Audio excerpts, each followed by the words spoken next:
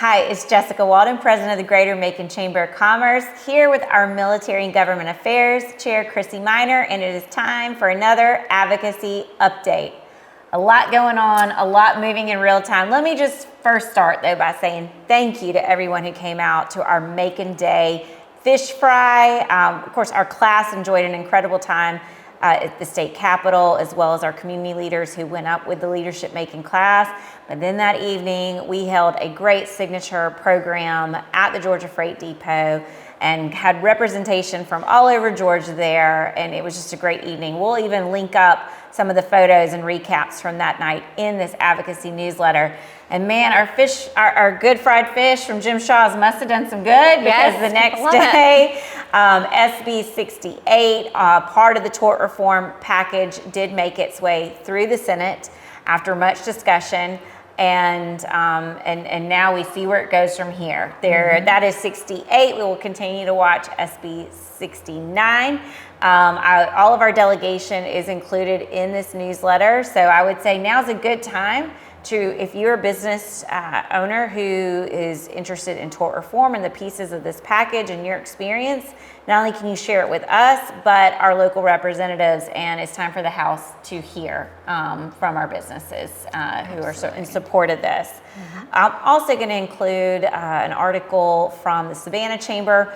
All Georgia chambers, including the Georgia Chamber, are in support of these bills that are coming, and the pieces of it that are some tweaks to how we do business in Georgia. It's good for business. It's great for business owners, and large and small, you're going to see the impact of that. So speaking of business owners, there's some other things going on.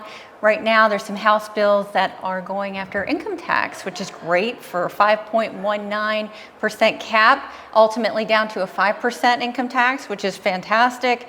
They're looking to more than double the homestead exemption from $2,000 to $5,000. And then also House Bill 67, which is great for our farmers in Georgia, provides some hurricane relief funds for them, which is very, very important. Again, we talked about comprehensive school safety measures. So there's a bill in House Bill 268 that kind of has a lot of those things, like increased penalties for terroristic threats and things like that, and some other things that they can do within the school system to help keep our kids safe, which is extremely important, of course. Another part of that is entering into an interstate compact for school psychologists. So that basically means if you're a school psychologist and you move here to Middle Georgia, you can get a job pretty much immediately with your credentials due to that interstate compact, which is extremely important. I like this one, Jessica, and I know you probably do too, as you have a school-age child. House Bill 340 is looking to ban phones from kindergarten to 8th grade. So I'm sure that will definitely strike some conversation from parents on whether or not they believe in that, but essentially it's to remove distractions from the students. We'll let folks debate that out and see what they think about that one. Wow. Well, I'm glad to hear that our future workforce, a lot's being put on them to protect them and also put some of these measures in place. So you mentioned homestead exemption. Let's talk about another. We're going to go all the way down local for this. And early voting has started, is underway for the renewal of our special purpose local option sales tax, better known as SPLOS. And we are the Greater Macon Chamber of Commerce, as it has been throughout the history of this process, is in support of that. Encourage you to go out and early vote now. If you haven't been to the board elections at the Macon Mall, easy peasy, parking on site, walk right in. You have a chance to see, of course, our repurposed mall. But this ballot measure asks whether a 1% sales and use tax should be imposed and make a bid for numerous capital outlay projects, a win-win for our community. So you may not realize it, it's time to vote again on that. On the federal side, lots of stuff, too much to talk about, so just stay tuned for some changes on that.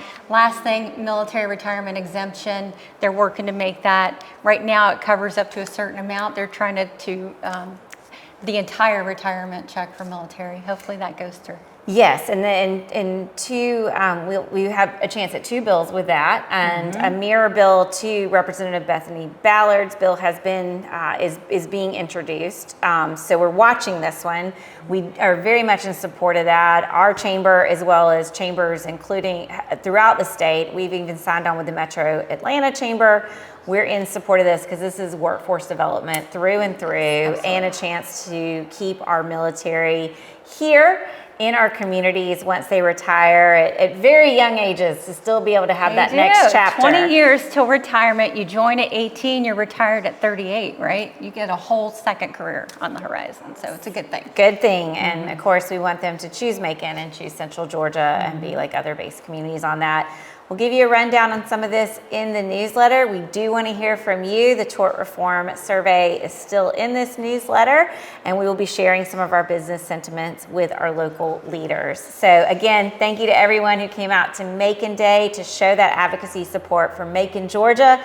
Special thanks to our Ag Commissioner, Tyler Harper. He's had a busy week with the passage of this, but he did take the time to join the Macon Music Review on stage and sing a little Marshall Tucker for our audience last week. So we have some great photos of that in this newsletter. All right, so we'll see you soon. We're halfway there. We are. See you next time.